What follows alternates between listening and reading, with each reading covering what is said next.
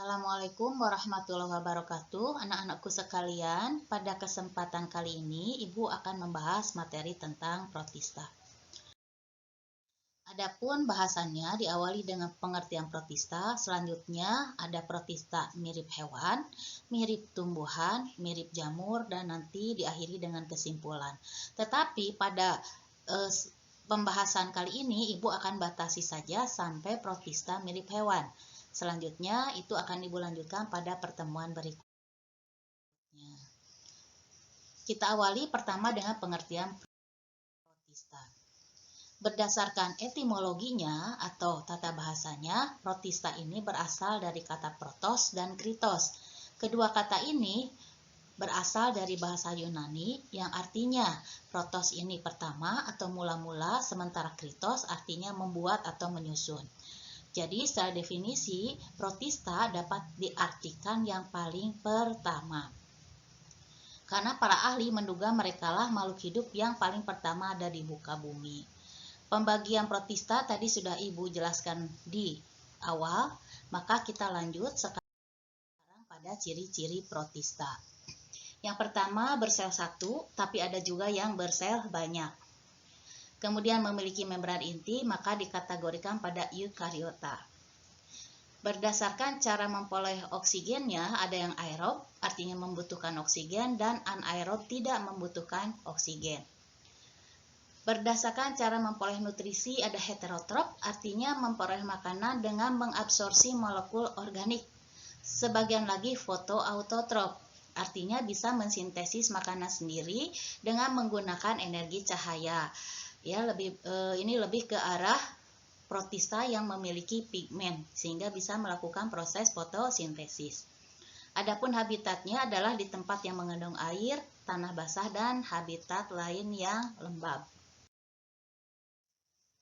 Kita masuk ke protista mirip hewan. Protista mirip hewan ini adalah tergolong pada protozoa. Protozoa berasal dari kata proto dan zoon artinya pertama dan hewan. Jadi diperkirakan adalah hewan pertama yang hidup di muka bumi. Nah, ini adalah contoh-contoh protista mirip hewan. Diawali dari protozoa ya, pengertiannya ada rhizopoda, ciliata, flagellata, sporozoa, euglena, paramecium, amuba, dan sebagainya. Nah, ini adalah contoh-contoh dari protista mirip hewan. Gambarnya seperti ini kurang lebih. Ciri-ciri protozoa: uniseluler, artinya bersel tunggal, memiliki membran inti sehingga kategori eukariotik, dan ada yang tidak memiliki dinding sel. Ukurannya 100 hingga 300 mikron. Umumnya bersifat heterotrop dan hanya sebagian kecil saja yang autotrop. Habitatnya ada yang hidup bebas, ada yang bersifat parasit. Kemudian cara reproduksinya secara seksual, artinya ada peleburan sel gamet, dan secara aseksual. Kemudian pada umumnya memiliki alat gerak meskipun ada yang tidak memiliki alat gerak. Protozoa ini sifatnya ada yang holozoik, artinya memakan organisme yang berukuran kecil. Ada holofitik, mampu menghasilkan makanan sendiri, prosesnya melalui fotosintesis. Ada saprozoik, memakan organisme mati yang sudah membusuk, jadi bisa berperan sebagai dekomposer juga. Nah, protozoa berkembang biaknya secara aseksual dan seksual. Kalau aseksual itu tidak ada peleburan sel kelamin, contohnya bisa dengan pembelahan biner. Sementara seksualnya ada peleburan melalui dua sel yang disebut dengan konjugasi, karena di sini belum diketahui jenis kelaminnya. Jadi peleburan ini hanya diberikan tanda positif dan negatif saja karena belum jelas jenis kelaminnya.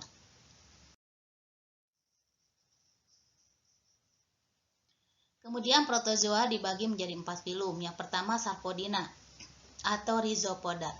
Rhizos itu artinya akar, podos artinya kaki.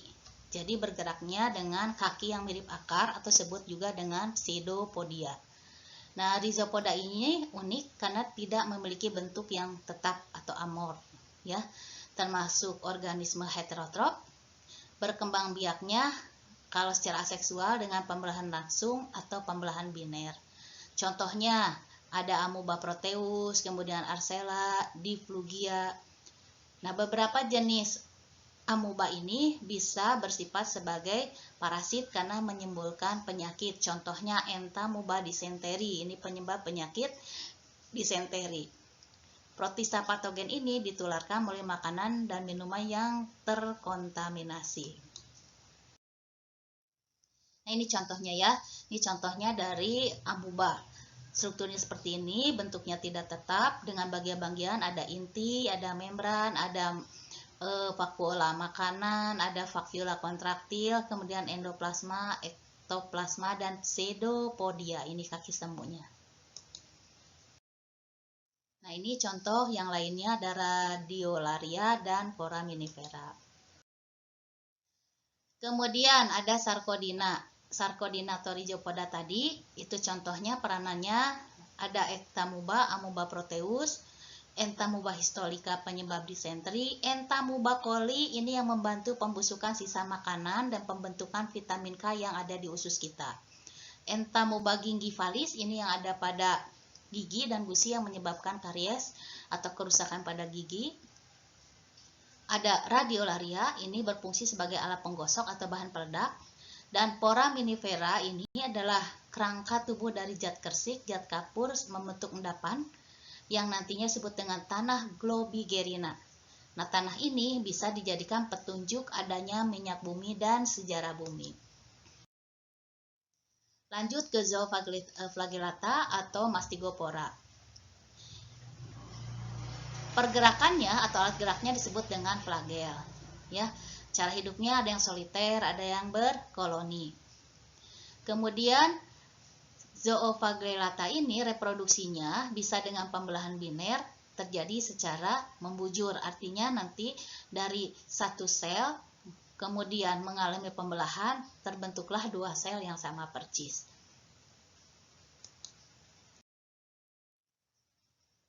Untuk flagellata ini, contoh-contohnya sama seperti halnya Rhizopoda tadi, ada yang bersifat sebagai parasit. Contohnya Trypanosoma gambiense dan Rhodosiense, ini penyebab penyakit tidur. Trypanosoma evansi penyebab penyakit surah pada hewan dengan vektornya adalah Lalatabanus. Kemudian ada Trihomona vaginalis, nah ini penyebab penyakit keputihan pada wanita. Leishmania donovani, ini penyebab penyakit Kala-Azar, ditandai dengan demam, pembengkakan hati, dan limfa. Trypanosoma cruzi, ini adalah penyakit cagas di Amerika Latin, ditandai dengan pembengkakan kelenjar air mata, demam, gangguan limfa, hati, jantung, serta sistem saraf. Jadi sangat berbahaya sekali ya. Kemudian ini contoh Eglena yang mungkin tidak bersifat parasit. Ini yang disebut dengan Eglena ya, contohnya yang tadi.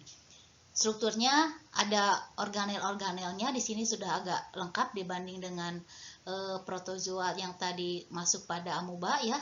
Alat geraknya flagella ini bulu cambuk, kemudian ada nukleus, ada kloroplast sehingga bisa berfotosintesis, ada organel badan Golgi, ada vakuola kontraktil ya untuk memompa kelebihan air. Kemudian di sini juga ada mitokondria berperan untuk menghasilkan sejumlah energi ya, energi untuk respirasi dan sebagainya. Kemudian ciliata. Sesuai dengan namanya bergeraknya dengan silia atau bulu getar.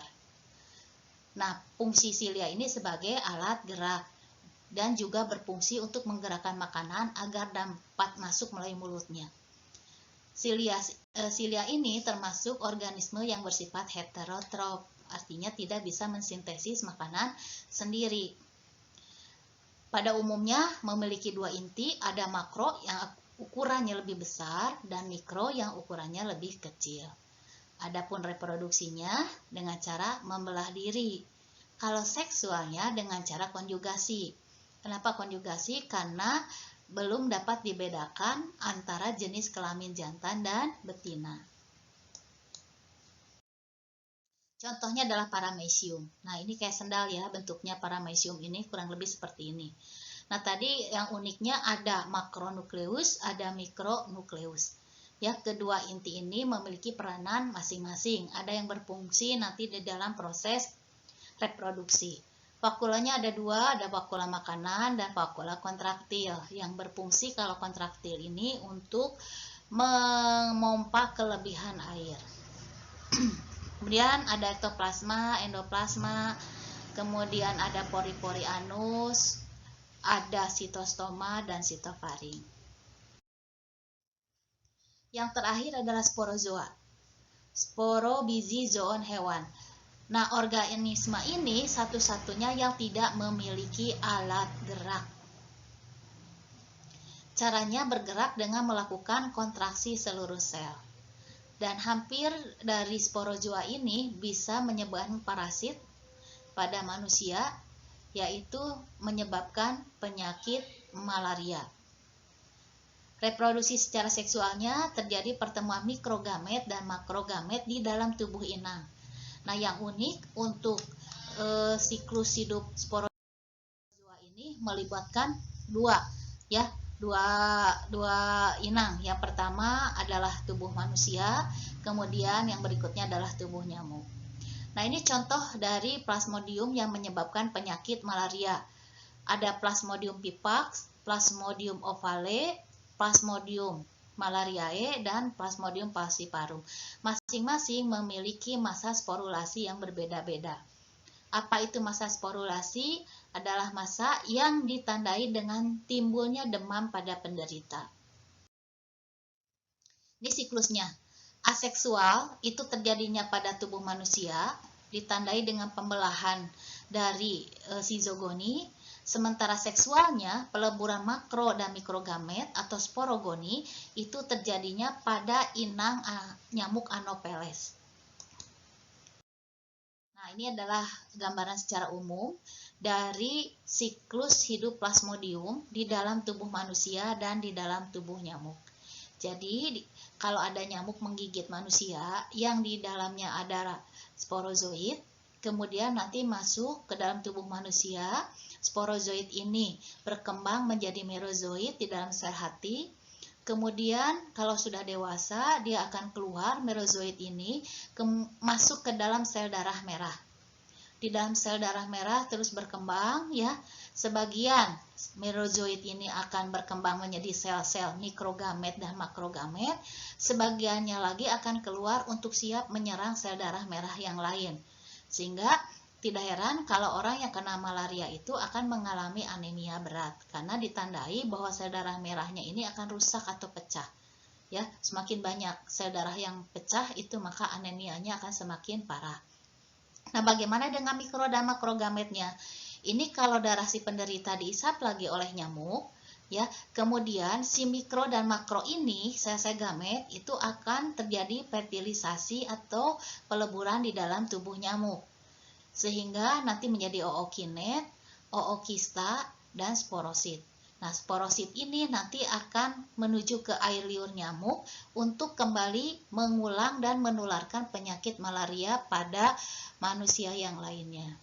Kurang lebih seperti itu siklusnya, jadi hati-hati ya terhadap penyakit malaria karena ini bisa menimbulkan kematian.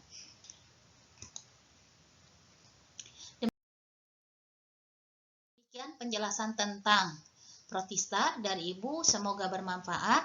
Terima kasih atas perhatiannya. Assalamualaikum.